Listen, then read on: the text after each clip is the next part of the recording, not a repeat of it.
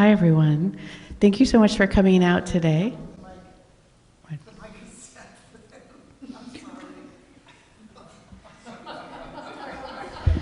You see, we're constantly learning and improving, and I stand in these big shoes. So, not to brag, but I was so lucky this year to work with an extraordinary group of fellows. And if you've had the opportunity to work or take a tour or spend time with Catherine Augustyn, Michaela Davidson, and Munasinghe, then I don't have to tell you how thoughtful and gifted and unique and wonderful they each are. The Cole Fellowship, as most of you in the room are very familiar, is designed to offer the opportunity to conduct original primary research and to work closely with the museum behind the scenes on exhibitions, education, collections, publications, working with audiences, and to engage in next step professional development. And today, we get to hear with on some of the research that our team this year has been doing, and it's absolutely fascinating. So I'm excited for you to hear from them directly. But they're going to share with us stories of some of the people who lived and worked here, some of the most important, vital people that have been a part of the Thompson Cole properties. And up until this year, we knew so little about them. So it's just incredible, the gift. So I want to thank, before we begin, I just want to take the time to thank you, Michaela, Catherine, and Rue, for all of your work this year, for your incredible spotlight tours, for leading engaging, dynamic educational events, for working so meticulously and carefully on the Native Prospects catalog, on the Emily Cole book. I mean, just this wealth of talents that each of you have brought to the site. So thank you so much. And I've learned so much from each of you, and I've really appreciated your creative and intelligent perspectives, your kindness, your curiosity, and for sharing with us these histories of people that really are part of why this place matters. So thank you for doing that. And I'd also like to thank everybody here today in this audience. Looking out, all of you have been an important part and contributed so much to this organization and to this program and to the fellows, so thank you. And I want to thank Betsy for being an incredible, wise, and brilliant leader. And I want to thank Warner Shook especially, who has been such a generous mentor to me and to the fellows and to this whole program. Warner's worked with our fellows all year to prepare for this moment and for these presentations, and it's a gift of time and expertise and generosity that goes far beyond this room. So thank you, Warner. Everybody, if you haven't, please turn off your cell phones.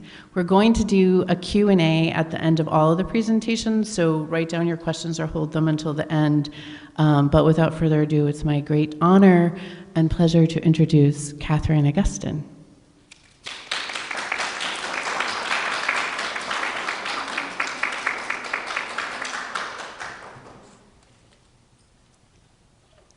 Thank you, Kate. Good afternoon, everyone. Thank you for coming today.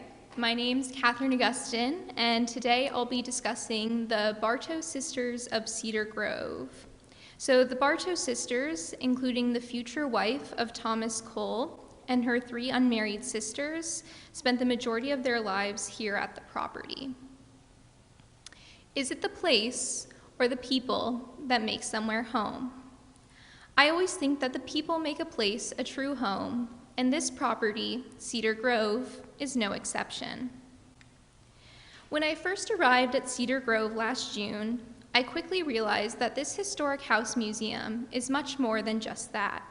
It was a home for many over a period spanning more than 150 years. The Bartow sisters, Mariah, the future wife of Thomas Cole, and her 3 sisters who remained unmarried, Emily, Harriet, and Frances, affectionately referred to as the girls by the family, called Cedar Grove home for more than 80 years. Emily, Harriet, Mariah, and Frances were individuals instrumental to the household, which, until now, have been largely lost to history. The Bartow sisters were invaluable members to the household, while they also lived individual lives here in Catskill. Who were they as individuals? How did they contribute to the household? What was life like for them in Catskill? These are all questions I sought to answer. The four sisters were born in Canada. The Bartow family, originally from the Catskill area, fled to Canada before the girls were born to escape debtor's prison after their father's mercantile business had failed. Eventually, after their father's passing in 1817, each of the sisters came down to Catskill in their adolescence to pursue an education. They moved into Cedar Grove, which was then owned by their uncle, John Alexander Thompson. Emily and Harriet moved in first in the early 1820s, while their mother and two sisters were still living elsewhere, most likely Canada or the family farm in Broome, New York. A tuition receipt, dated January 1822, shows that Harriet, Emily, and another family member were receiving lessons weekly while living here. Education for women in the 19th century was clearly different. In the Hudson Valley, most women didn't go to school at a schoolhouse, and instead, their families would pay for a private tutor to teach them reading and achieve literacy. Frances and Mariah ultimately moved to Catskill, most likely in the latter half of the 1820s, for an education. The family's account book notes bills for tuition as late as 1830 for both Frances and Mariah. What did they spend their time doing? Based on account book entries, their free time was spent sewing, gardening, spending time at the Catskill Mountain House, reading, and taking trips to New York City, Albany, and the family farm. But they also each were unique. Emily, the oldest of the four sisters, was born in 1804. After the passing of the head of household and Thomas Cole in the late 1840s, Emily became the title holder and financially responsible for the then 100-acre farm. In the 1850 census, Emily's property is valued at $10,000, which is equivalent to nearly $400,000 in today's money. In the early 1850s, Emily took over the account book of her uncle, John Alexander Thompson, with entries of her own. She wrote accounts for carriages and unspecified bills, presumably for the household. This further evidences that these women were instrumental to the household, as Emily was the head of Cedar Grove when anywhere from 11 to 14 people were living here at one time. However, it is only because Emily was unmarried that she was allowed to own the property in the first place. In the early part of the 19th century in New York, women could only own property if they were unmarried. It was only until 1848 that women in New York could inherit property from their husbands. Emily was most likely a homemaker during her time as the head of household, tending to chores, including sewing, and perhaps raising the children. Maybe she's the woman in this drawing, setting the table for a meal. Emily was also a gardener and tended to her plants, as letters note that she grew apples at the family farm in Broome, and her uncle's account book has entries for, quote, Emily's plants. Harriet, born in 1808, was a lasting influential member of the household. Harriet had one of the longest tenures of all family members at Cedar Grove, living here for over 80 years. Starting in the early 1830s, letters point to the idea that Harriet was a teacher, teaching students at the house. As in one letter she writes, "I've just dismissed my pupils." Perhaps once Thomas and Mariah's children were born, she acted as a teacher for them. Letters between Harriet and Mariah's eldest son, Theodore, revealed that she helped raise the kids, especially after Thomas's passing. By the early 1840s, Harriet also helped Thomas Cole advance his career. Letters between Harriet and Thomas show him asking her to show paintings to Benjamin McConkie, a student of his. He writes, The gentleman who will present this to you is Mr. McConkey from Ohio. I should wish you to be polite to him and show him the pictures both in the house and in the studio. Put the pictures in as good a light as you can. I believe that Harriet most likely also showed paintings to potential patrons while Thomas was traveling. This is further evidenced by Harriet's close friendship with Frederick Church. Frederick and Harriet had a long friendship of a period of over 60 years, most likely starting in the 1840s up until his passing in 1900. Towards the end of the 19th century, Frederick would send letters to Harriet or family members with money for her. In a letter to the family from Church sent in 1899, he writes, "I enclose my check for $100, a little gift for my esteemed old friend Miss Harriet, and I hope to hear accounts of her health." As the family struggled financially, Frederick sent money to Harriet, most likely for gifts. In addition, Harriet was an avid gardener. In her obituary from 1904, the same year this picture was taken, it's noted that Miss Bartow was passionately fond of flowers, and for 60 years enjoyed the care of them. I'd like to mention the Valentine Harriet received during her time here at Cedar Grove. It's a bit of a mystery object here at the site, as we don't know who sent the Valentine. The mysterious author writes, "Accept these lines and let them tell, that I do prize and love you well. But though our sympathies may mingle, we may love much, wish well, and yet live single." At first, I was determined to figure out who sent this Valentine. However, I realized that some mysteries are meant to remain just that, mysteries. I instead show this Valentine to humanize the sisters. Yes, today they are remembered because of Thomas Cole, but they had their own lives here.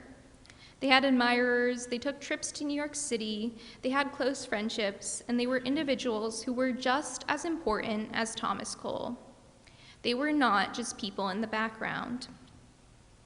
In Maureen Hennessy's Life at Cedar Grove report, she writes, "It may have been that Harriet Bartow was too important to the family's life and management of Cedar Grove for her to leave and start a family of her own." I would argue that this extends to each of the sisters. Maria was born in 1813, and the sources that still exist today largely center on her relationship with Thomas. I do truly believe they had a close and happy marriage, and don't think existing sources, in this case, were saved because of history designating Thomas as the important figure of the household. I often think of artists as individuals alone. They were alone in their studios, painting the days away, or on hiking trips with no one else. But that isn't the case for Thomas, and it's rarely the case for any artist. For Thomas, Maria was heavily involved in his career and was ultimately instrumental in furthering his legacy. It is because of his marriage to Maria in 1836 that Thomas moves into the household where he has a steady home to further his craft and exhibit his artwork to patrons. Maria would frequently accompany Thomas on his trips to New York City and the mountains, most notably a trip to the Adirondacks in 1837 with fellow Hudson River School painter Asher B. Durand. During Thomas's second trip to Europe from 1841 to 1842, Maria stayed at Cedar Grove to raise their growing family, which included 2 children at the time. In her journal, she writes, "I'm wishing for Thomas to return. I always feel so lonely without him." Maria would go on to have 2 more children, giving birth to their last child just after Thomas's passing in 1848. Additionally, Thomas came to rely heavily on Maria, not just in family matters, but in his artistic career as well. While traveling, he writes in a letter to Maria, "But how can I paint without you with me to praise or criticize?" We know that Maria most likely spent hours with Thomas in his studio, as he would spend his days painting here in Catskill. In her journal, she writes, "After dinner, I went to the studio to read Allison's history, while T worked at his snow scene. They were true companions." In the 12 years that Maria and Thomas were married, it is clear that they had a loving marriage devoted to each other. She outlived Thomas by 36 years and was always wearing her widow's black in pictures after his passing. When the artist Jasper Francis Cropsey came to visit Cedar Grove after Thomas's passing, he writes, "It seemed as if Mr. Cole would be in a few minutes, for everything remains as when he last left painting." We like to call Mariah the first curator of the site, as she was dedicated to furthering his legacy and helping others experience Cedar Grove as he once did. After his passing, Mariah kept a scrapbook noting the posthumous exhibitions that he was featured in. In the 1880 census, 4 years before her passing, she is noted as keeping house. While historically overlooked, Mariah certainly was a laborer at the site, in addition to her work furthering her late husband's legacy. Frances, the youngest of the sisters, was born in 1815. With her mother and Mariah, Frances most likely came to Catskill in the mid to late 1820s. From her childhood, Frances seemed to struggle with her mental and physical health. In fact, the only surviving sources regarding the life of Frances are from her 2-year stay at the Hartford Retreat for the Insane in Connecticut. I'd like to clarify that the use of the word and connotation of insane casts a negative light on Frances's legacy.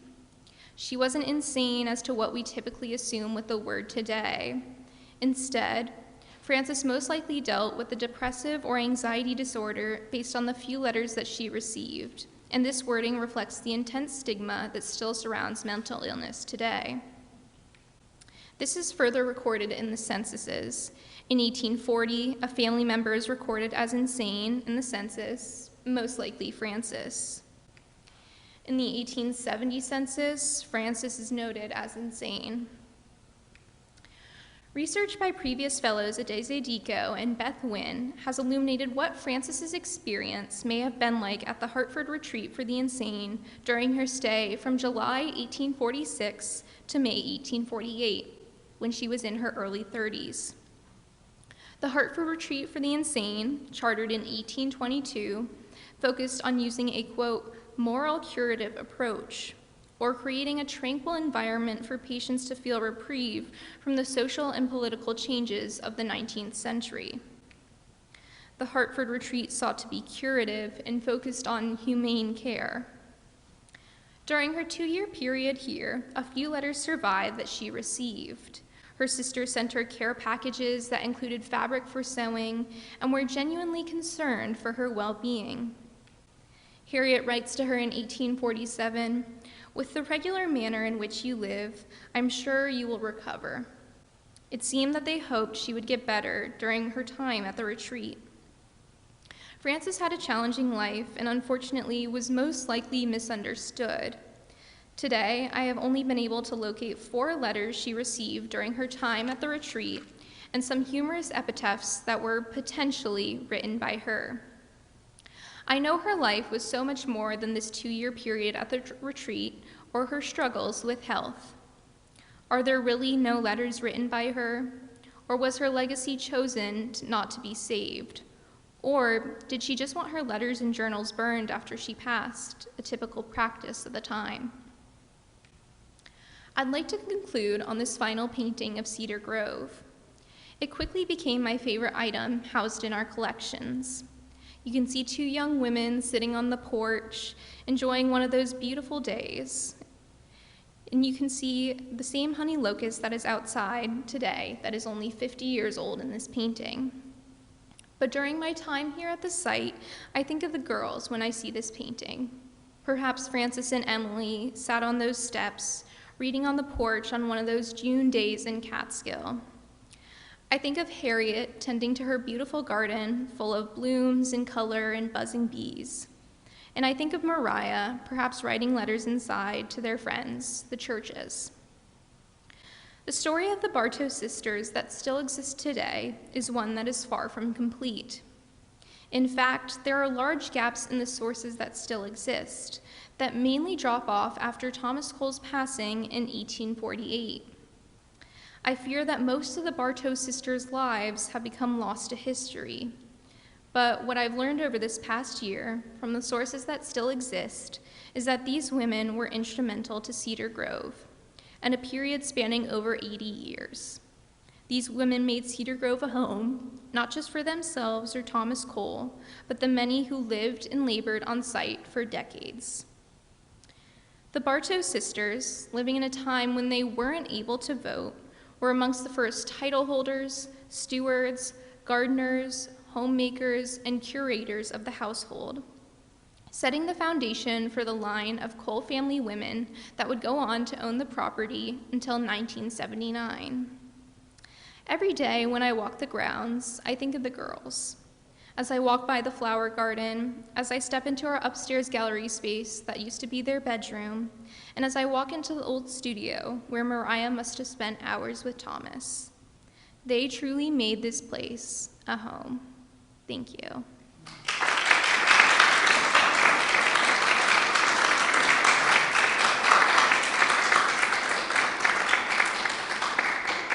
I'd like to introduce my co-fellow, Michaela Davidson.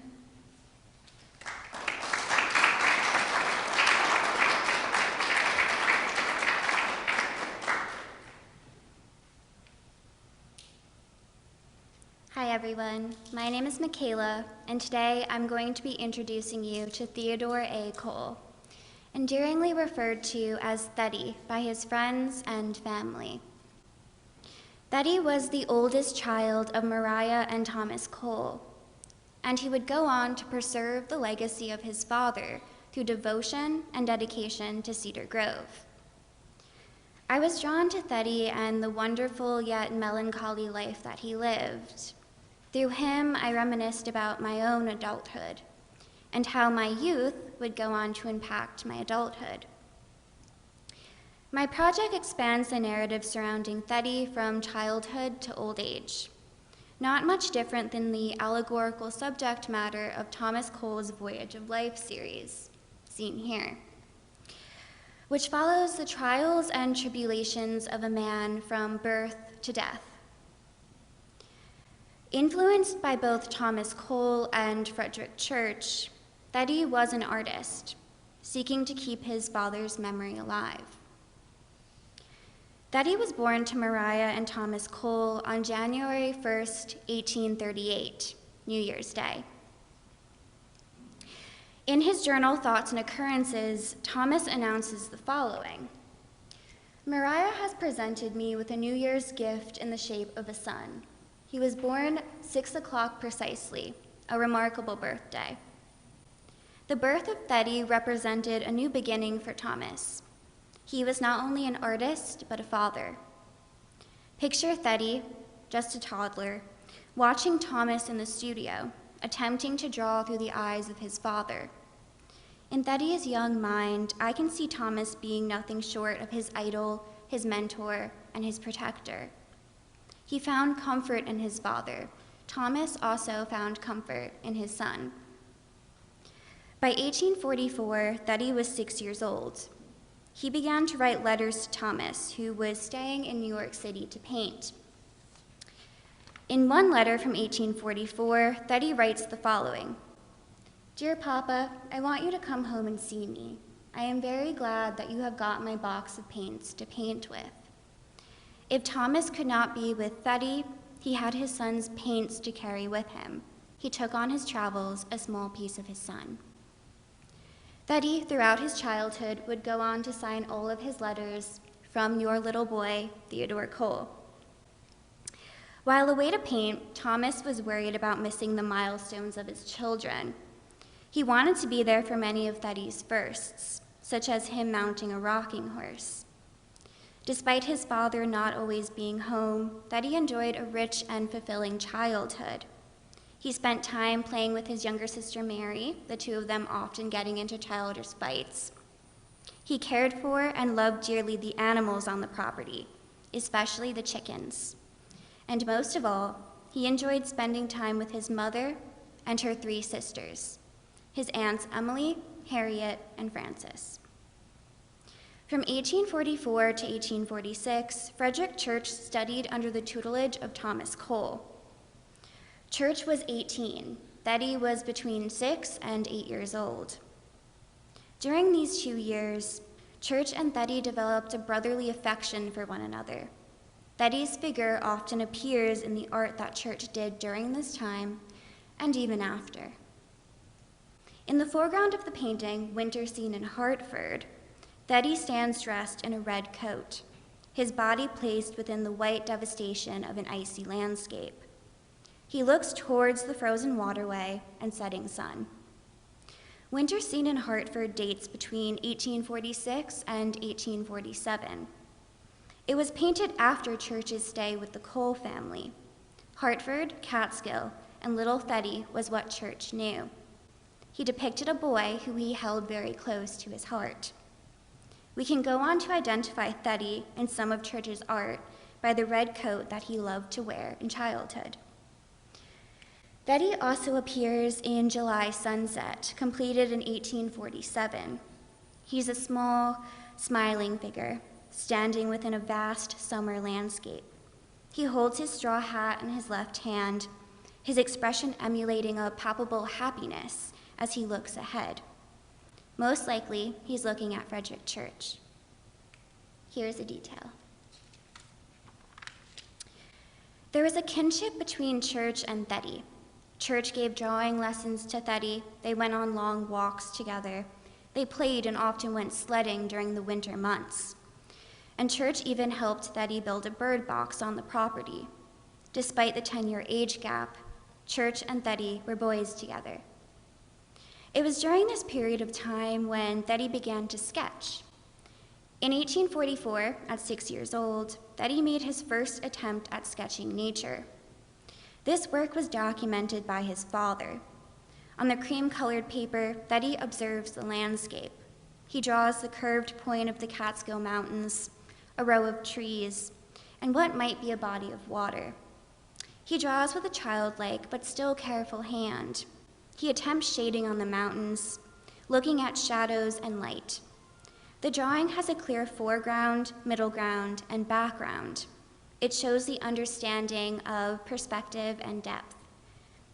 Even at 6, Theddy had the eye of an artist. Imagine Theddy waking up at dawn, the light breaking through his bedroom window, and Thomas and Church waiting for him to join one of their sketching trips. Theddy dresses in his hat and his red coat, packing his pencils and paper, trailing behind his father and Church. It's October, the foliage in full autumnal bloom, the mountains colorful with red and orange leaves. While Theddy sketches, Thomas does too. He sits behind his son. He captures a moment in time. Between 1844 and 1847, Theddy amassed a great deal of sketches. He grew as a young artist. From his early sketches of a house to his later work, we witness a growth of skill and confidence. In an early work from 1844, Theddy captures the basic structure of a building. His tree standing tall with a thin trunk and large swirls of pencil lines for leaves.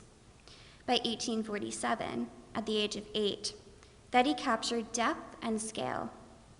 He drew not only houses, but people, animals, and trees. Most of his early sketches capture scenes of Cedar Grove. 9-year-old Theddy also watched his father work. In a letter from Theddy to Church, written in 1847, Theddy states, "My father went to work at the cross and the world. He got 2 figures too small at first, and then he rubbed them out and painted them larger, and now he doesn't like them. He began Prometheus on Christmas." In the same letter, Theddy writes, "I got in my stocking a portfolio, an inkstand, 2 books, and some candy." That winter, Theddy was consumed with drawing eyes and faces. He writes often to Church, asking him to draw him something to copy. Church sends him small sketches, and Theddy learns from them. Now, there is a lack of sketches from 1848 in Theddy's sketchbook. That same year, Theddy's father died at the age of 47. No one had anticipated the loss of Thomas Cole. Theddy was just 10 years old. After the death of Thomas Cole, Frederick Church wrote to Theddy. He states, "I hope that you sketch and draw a great deal for you to recollect that your father, when he was living, advised you to draw every day. And as you will never see your kind father while you live, you ought to remember and make the most of all the good advice that he has given you. And if you persevere in your studies, you very likely will make as great a man as your father was, but not without study and labor." Theddy did not draw again in his sketchbook until 1881. He would never go on to pursue an artistic career. Little has been found about Theddy from the age of 10 to 18. After the death of Thomas, Theddy was sent to stay with the Provost family in Greenville. The Provosts were distant cousins of Maria and the Bartow family. Nothing is said about why Theddy spends nearly 2 years with his cousins, but Maria writes often to her son. In 1849, she writes, "We miss you from home very much, and the children think you are making a very long visit." Theddy writes back, "Dear Mama, I hope you are well. I thought I would write to you today because it is mail day. I have had a very pleasant time here. Cousin Jacob and myself went fishing on Saturday. We caught enough fish for breakfast tomorrow. Cousin Theodore and myself are going to a place they call the Fly to fish." I can only theorize about the grief experienced by Theddy after the death of his father, but despite this, his time in Greenville seemed pleasant.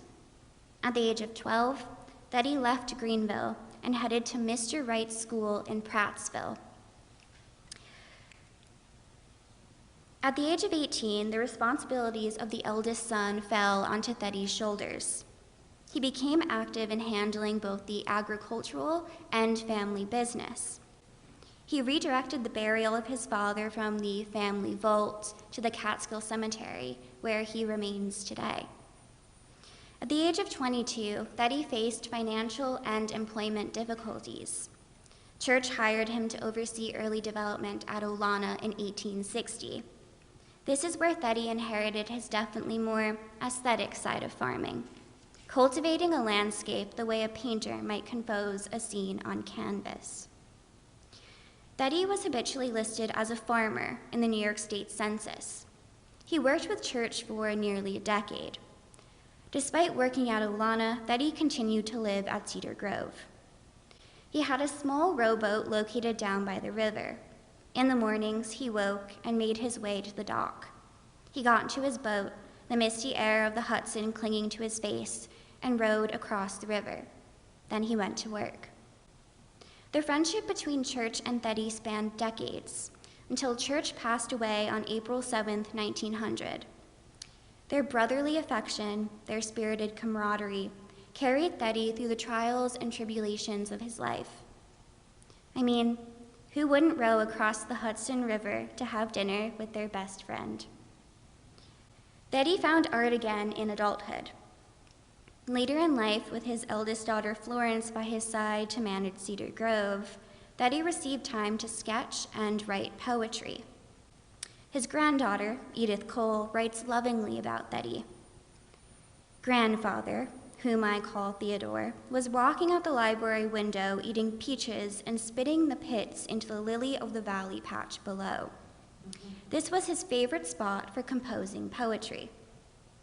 And he had become so engrossed in his musing one day that previous summer that his uppers had sailed into the flowers along with a peach pit." Here, we see 2 later sketches by Theddy, 2 campsites rendered in graphite and white charcoal, smokestacks coming from their chimneys. These sketches were from 1881. Theddy was 42 years old. From youth to adulthood, he grew as a creative spirit, capturing the same landscape that his father once loved. Like his art, Theddy's poetry also emulates his father's. In 1894, Theddy went on a hiking trip. He observes nature, capturing it with prose. He invites the reader into the landscape, writing, "There is sunshine on your footpath. There is music when we call. It makes my heart beat faster. I hear the echo fall, echo fall."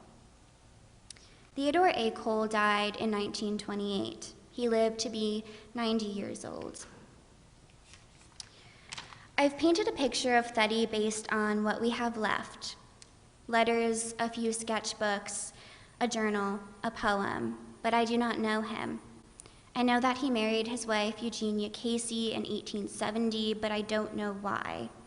I don't know how they met, or how Teddy felt when he held their daughter Florence in his arms for the first time. I don't know the pain he felt after the loss of his father or his mother. I wish I did, but there's only so much history can tell us. On a Thursday evening, I stepped inside St. Luke's Church. I had never been before, only knowing it as the reconstructed building where Thomas Cole once took his prayers.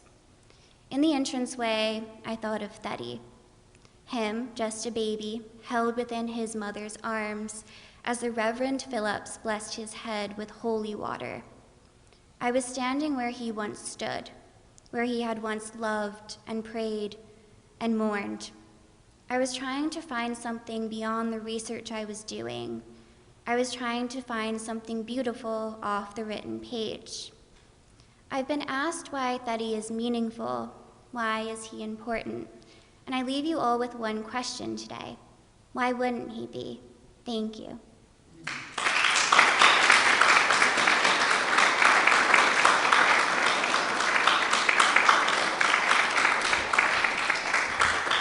It's my pleasure to introduce my co-fellow, Ryan Munasinghe.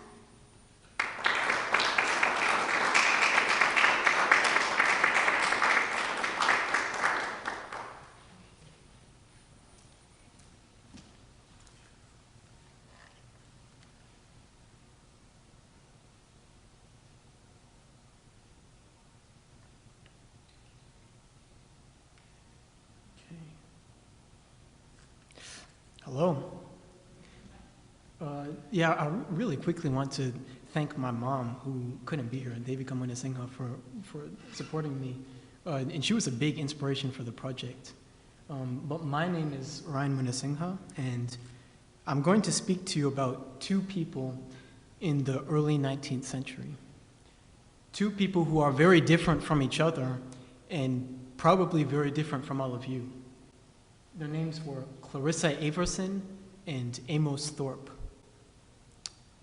One, an indentured black servant girl, the other, a white male farm laborer. And I'm titling this presentation, Labor's Small Steps, Seeing the Cole Site Through Two Hired Laborers of the Bartow Thompson family.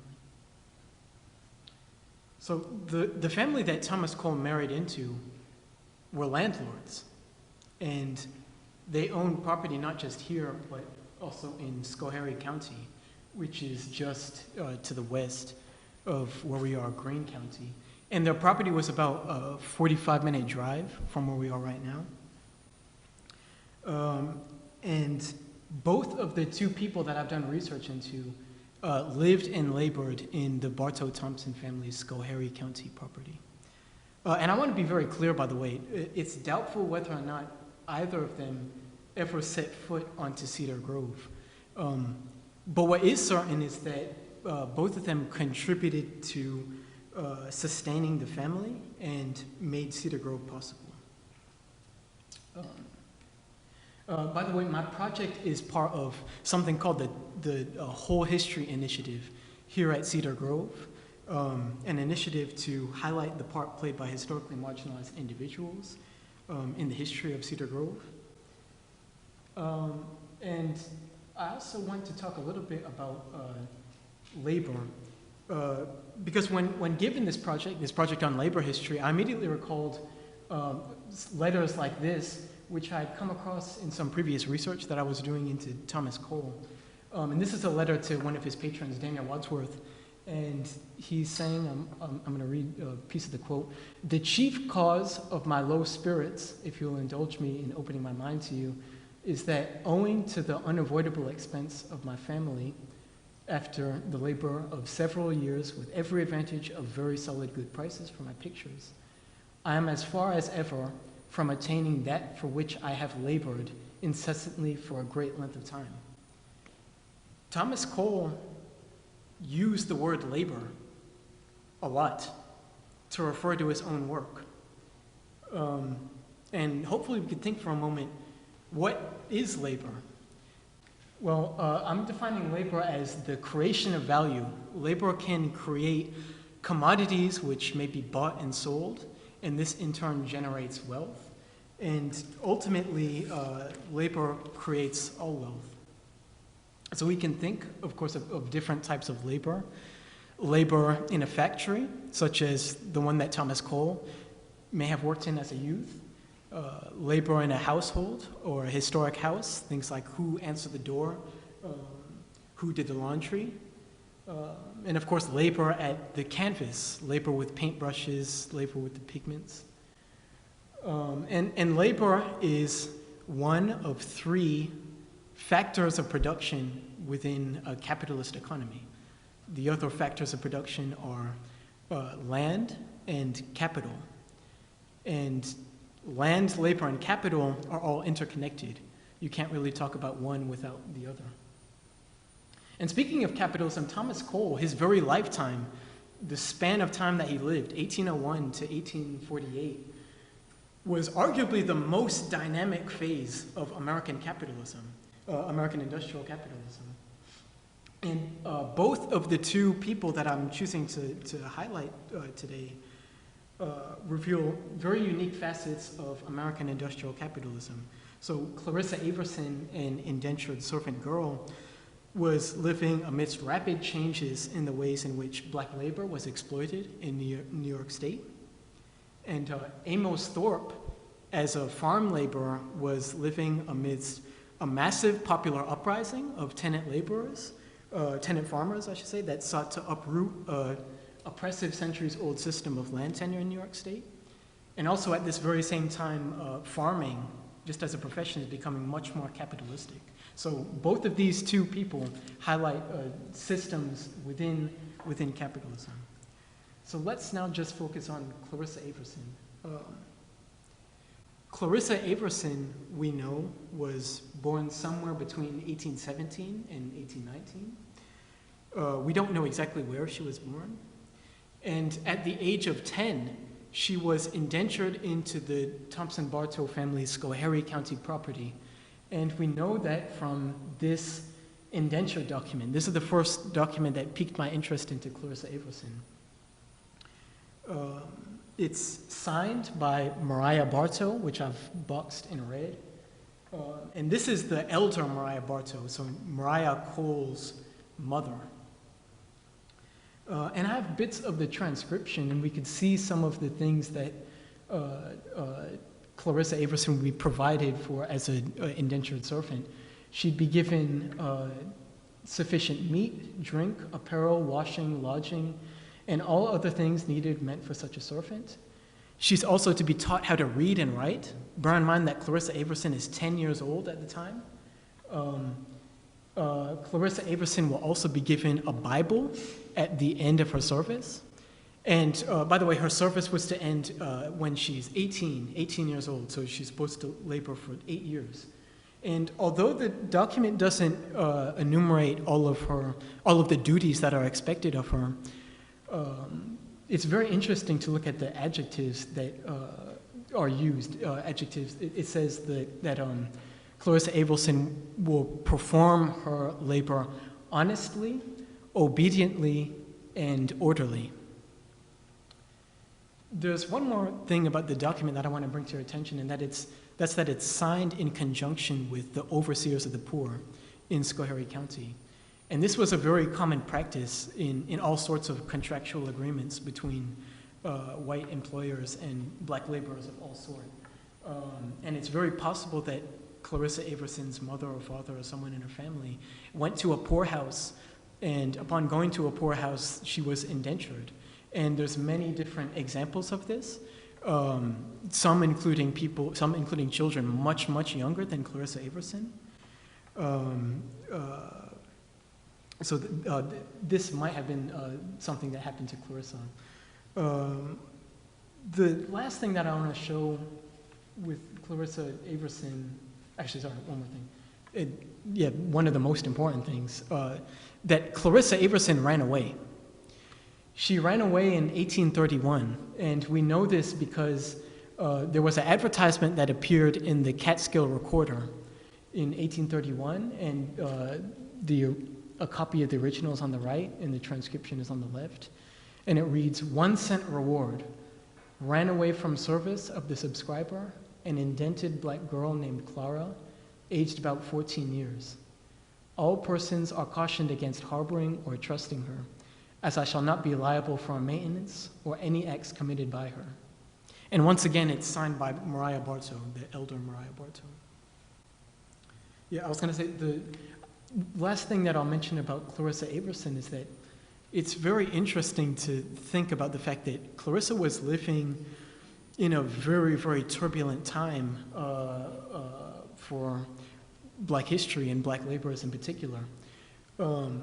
If you look at some key dates in Black labor in New York State, 1817 was the date that the New York legislature passed an act which set a final date for emancipation in New York State. There were some loopholes to that, but 1817, bear in mind, coincides with the year that Clarissa Averson was likely born. And the date for emancipation for New York State was set at 1827, which is not too far off from the year that Clarissa Averson was indentured. Remember, she was indentured very early in 1829.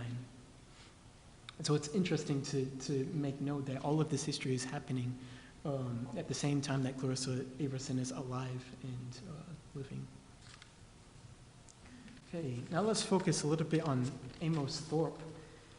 Amos Thorpe, we know, was born sometime in the late 18th or early 19th centuries. And we know that he labored most of his life in Schoharie County. And part of this time, namely the 1840s, was on the Bartow family property in Schoharie County. And we know that from this farm labor agreement, and this document is signed by John Alexander Thompson, which is boxed in red, and you would have encountered John Alexander Thompson in Catherine's presentation. It's also signed in the presence of Elder Mariah Bartow as well. But this document, unlike the document for Clarissa Averson, which doesn't really enumerate duties, this document does enumerate duties for Amos Thorpe as a farm laborer. And we could see that some of the things he's supposed to do is looking over the farms, crops, the lands, making sure that nobody trespasses. He has some security duties, making sure that no one steals timber. He's also responsible for overseeing a grist mill on the property. And he's also in charge of pasture and hay for livestock. And at the time, New York State was the breadbasket of the United States. The United States still is a pretty large wheat producer, but instead of the Midwest at the time, it was New York State that was far and away the largest wheat producer. And livestock was also hugely important, and there were plenty of other crops that were very important, like hops and apples. But Amos was laboring as a tenant farmer in a very special time in the Mid-Hudson Valley. For one thing, firstly, farming was becoming increasingly capitalistic. It was more and more affected by the market and price fluctuations. And another huge thing is that in the 1840s, the same exact time that Amos Thorpe was working at the Bartow Thompson family farm in Schoharie, there was a popular movement of tenant farmers, much like Amos Thorpe, rebelling against their landlords. This was known as the anti-rent wars, and some scholars even consider it to be a sort of mini civil war. And these are depictions of the anti-rent wars. A part of it was that some farm laborers would dress up in these costumes, kind of pseudo-Native American costumes, and they'd form vigilante groups and stop such things as evictions of tenant laborers. Perhaps Amos supported the movement, perhaps he was directly involved. He would have had no reason to leave a paper trail so as not to incriminate himself, and we may never know. But what we do know is that Amos was living amidst the most dramatic shift in land tenure practice in New York State, and arguably the entire country prior to the Civil War in the early 19th century. Okay, so I really briefly want to talk a little bit about Amos Thorpe's descendants because they help us glean a little bit more information about him.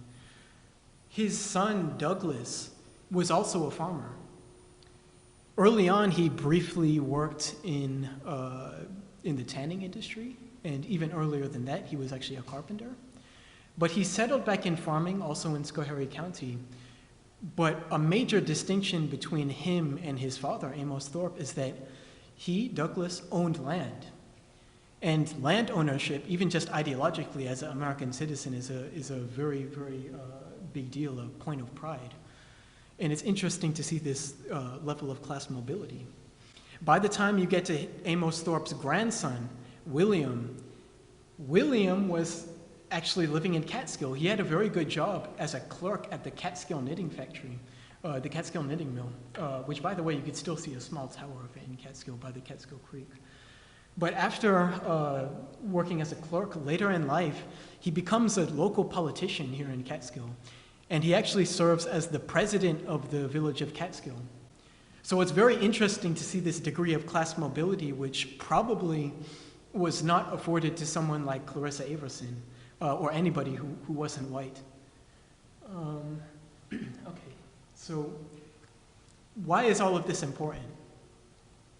Well, each of the people that I've shown you, although they're very different, they each highlight unique things about capitalism.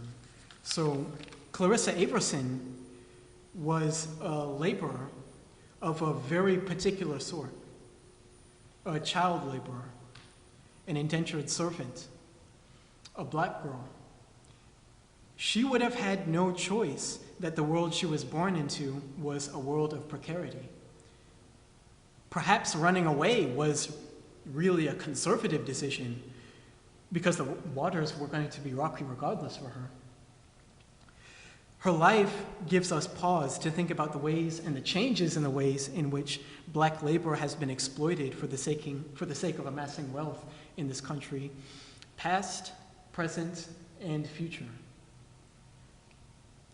Amos Thorpe was, in many ways, a typical farmer, typical for the time that he lived in, typical for the place that he lived in, but he was living in an outstanding period of agrarian life in the Mid-Hudson Valley. The old ways of farming were crumbling.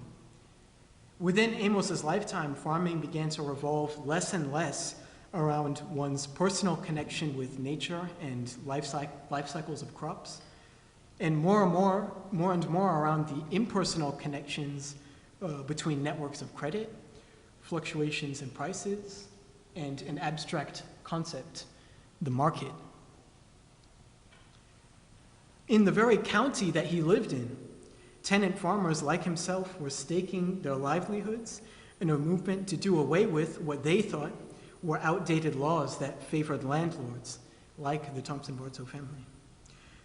Farmers were now fed up with being peons of their landlords, and they now saw themselves as independent citizens. And I wonder if Amos knew that his descendants, only 2 generations removed, would actually be making laws right here in Catskill. More than any specific program, piece of signage on the site, or sentence spoken on a tour, this project, and the final form is a research paper, highlights the importance of thinking critically about the past. It's an example of the power of illuminating the biographies of common people in history, particularly people who have been overlooked by those who call themselves historians. These people are the real subjects of history.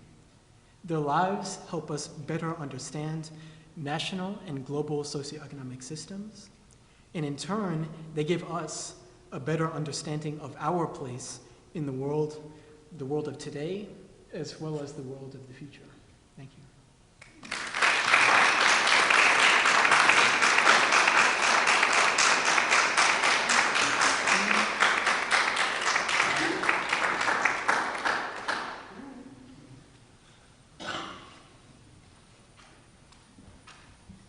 Oh my gosh, thank you all so much.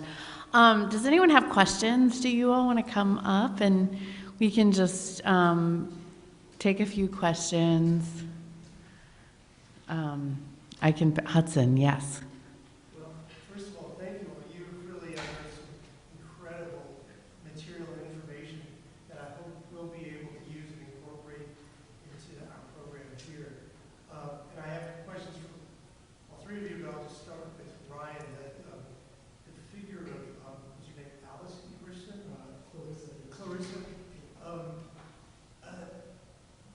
I'm really curious about her journey.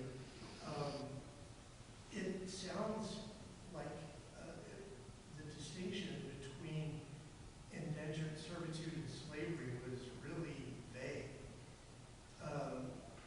Generally, an indentured servant means that you're working your way out of service, you're paying off your service, so you'd eventually be free. Was she doing that? Was she ever, given her freedom out of indentured service, or was she being paid, or what is her story in terms of her remuneration? Yeah, okay, really good question. Well, I'll start by saying that the paper trail for Clarissa Augustyn so far ends in 1831. So we just don't know yet. But that's part of the story.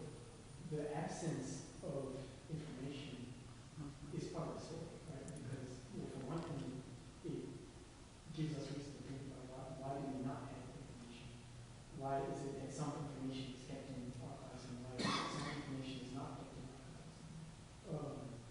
Yeah, I probably should have been clear. And so, indentured servitude is someone who, a basic definition is someone who works for free, usually in exchange for sustenance. And I think it is important to make a distinction between slavery and indentured servitude. For a number of reasons. But especially as a black person, the ways in which you might be exploited as a laborer are very much related. Now, people gotta read my mind. There's a lot in my mind.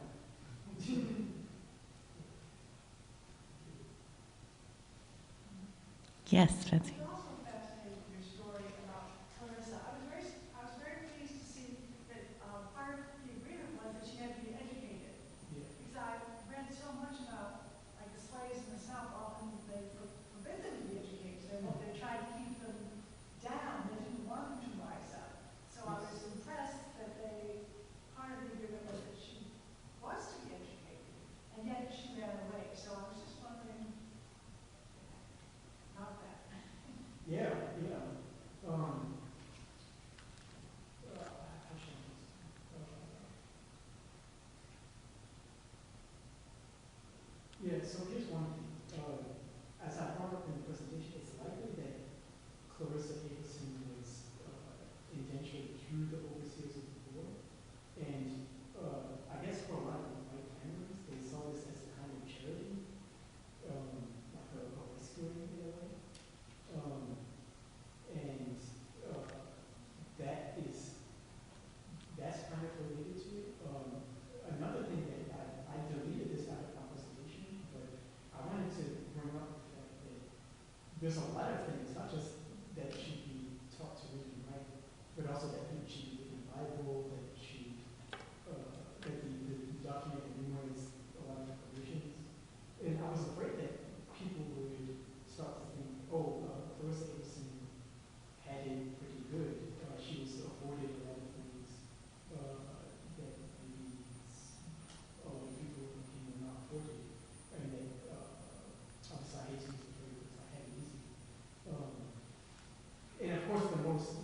the biggest counter to that is obviously the fact that she ran away in 1881.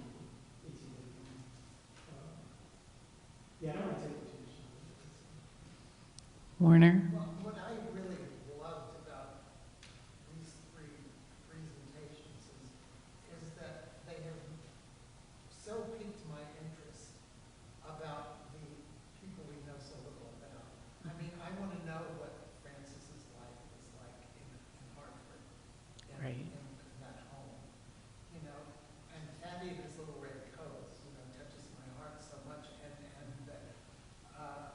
that relationship, obviously, when his father dies and church kind of steps in as the big brother. I mean, these are plays. These are wonderful characters. You know, Clarissa and Amos. Amos's grandson becomes, he's the Benny Seeley of Catskill. I mean, give me a break. You know, this is great stuff. And I think you've done us all a huge service by excavating these people from the shadows. What's frustrating is you've got them out now, and we got a spotlight on them, and we don't know what else about them. But it makes you want to go really find out. And so I thank you all for all of that and for your excellent presentation. Yeah. Lisa? I want to second what Warner said. I just think it's great. There were 3 presentations, and thank you so much. But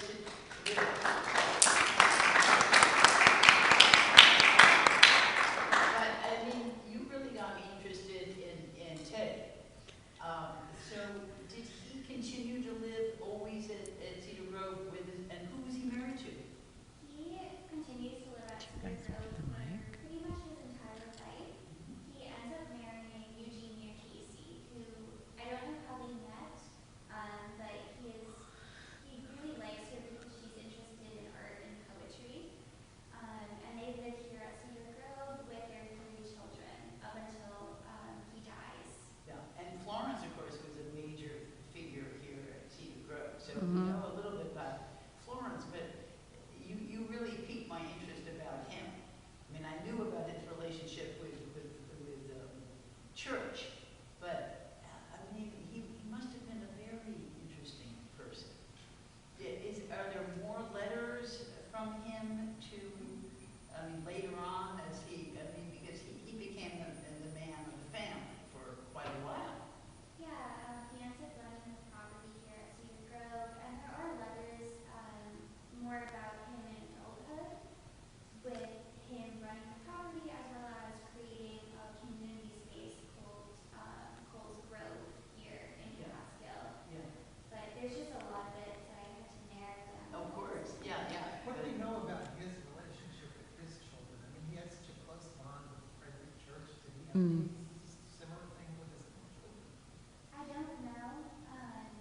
His granddaughter, Edith, she writes pretty lovingly about Eddie. But otherwise, I didn't uncover anything related to him and his 3 kids.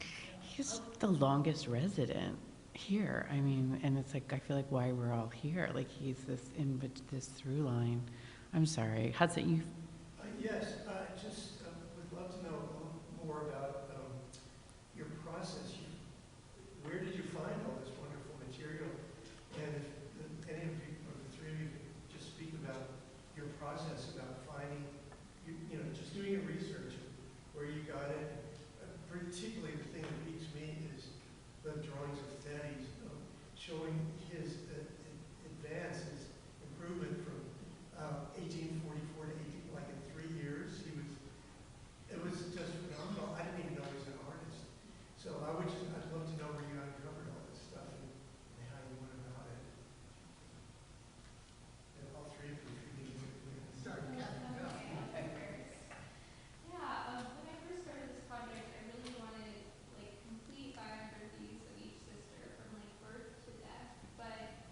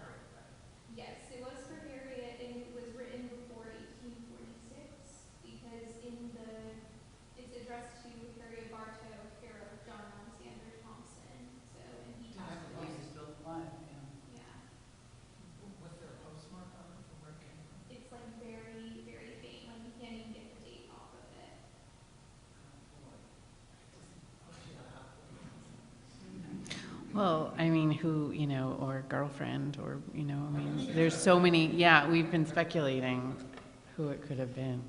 Someone who could draw. It had to be someone who could draw, so that's an interesting group, too. I just wanted to know where you found those drawings from that, where were they?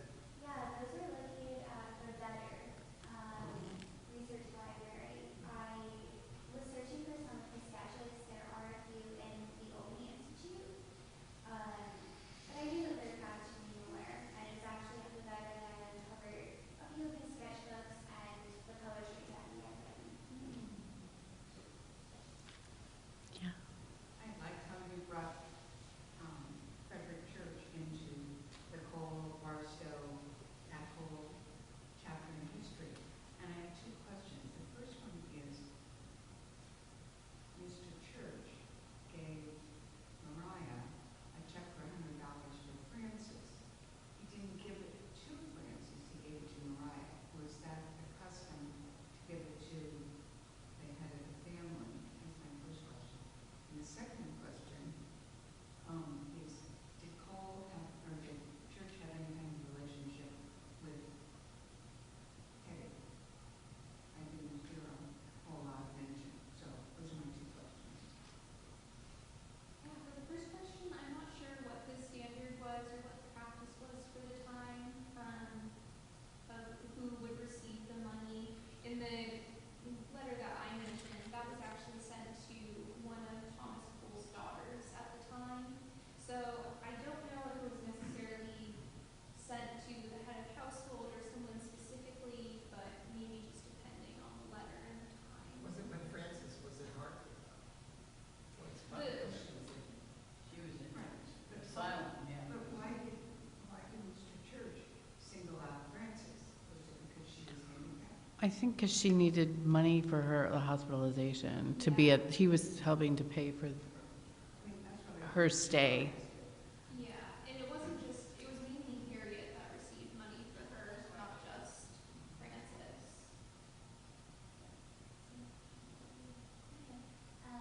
Yeah, Betty and Frederick Church were very close friends. I think that they started out sort of as a brotherly relationship. You know, Church was 20 when Cole dies, and Betty's just a little boy. So he sort of looks up to him as this older brother figure. And then they just remained really close friends throughout their life. But he also oversaw a lot of landscape projects, Yeah, he was the groundskeeper at one. yes, for over 10 years. Yeah. And did you ever figure out where the landing and the park were? He's hoping it's at our house. I think it's a little bit further down. That's what I Oh, thought. come Yes. on, man. Well, no, but that's why I thought too, more behind, we're behind. Yeah, it probably is. Well, Yeah. because the land goes, they actually have a shoal that you can. Well, we made that. Yeah. No, it's too steep, yeah. But, and it was a day, or, Yeah, it was like a picnic area for just a place for community members to come together. and dock about, Yeah, and after that, he also had his little rowboat that he would use. are there any more pictures of? I know you had the one picture, but. No, it's just that one. And Catherine hasn't hardly any pictures of the sisters at all. I was- Catherine, did you find that there were any gentlemen callers for the girls? I mean, it's interesting that none of them married. Yeah, it is. There were perhaps a few suitors for Harriet. She writes in one letter in the early 1830s how there was this one man who was coming to visit the household, and he decided to stop making the journey up, however far that was. And she was really upset that the man was no longer visiting the house. So perhaps maybe there was some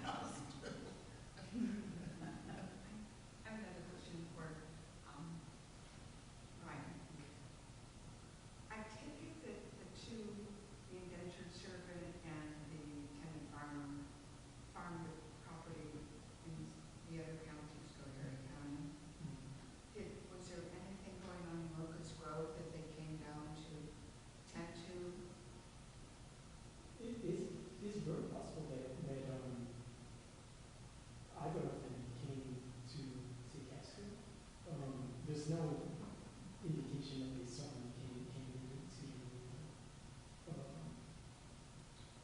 yeah, I mean, the fact that Mariah also put an advertisement in the Catskill Reporter, obviously the Catskill Reporter is but that fact leaves me suspicious. How much is a 1 cent reward today? I know, right? By the way, this is kind of what this actually came up in our presentation. Amos and David obviously not related, but there's a connection there too because Daddy as a farmer, Theodore A Cole is actually one of he's up there with the farmers that we have the best records with. He spent a lot of his life farming, and his journal is a very interesting window into the life of a farmer. Obviously, he was a farmer in a particular sort, but because his accounts are because there's so much material there, a lot of scholars have used Theodore A Cole's book to talk about farming. Particularly this book that Beth Lynn actually introduced me to. It's called Farm Shop and Landing by Martin Griggle. And it draws very heavily actually on Theodore A Cole as a farmer and his account book. To that point, did he farm also in Burkett, or? Yeah, it's correct. Yeah. So he managed sort of both locations? Yeah, by the way, it's in a town called Conesville that broke off from it's correct. And when did they give up that? Or when did that farm fall out of the family?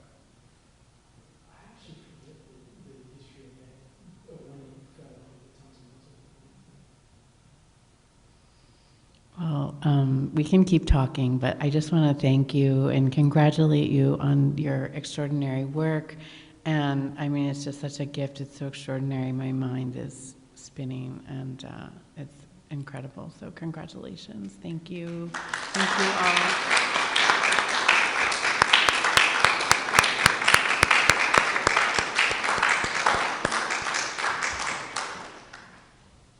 I want to also thank Kate for managing the Fellows Program so beautifully.